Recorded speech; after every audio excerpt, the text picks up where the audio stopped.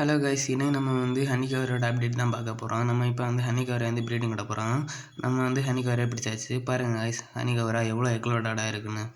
இப்போ நம்ம ஹனிகவரோட tank setup பார்க்கலாம்.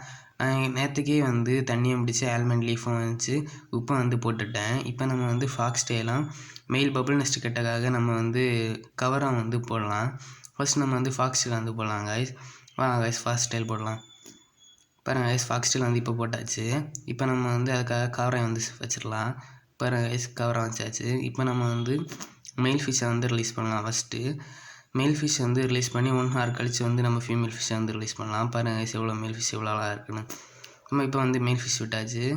இப்போ நம்ம 1 hour கழிஞ்சு இப்போ நம்ம ஃபீமேல் ஃபிஷ்ஷை விடலாம்.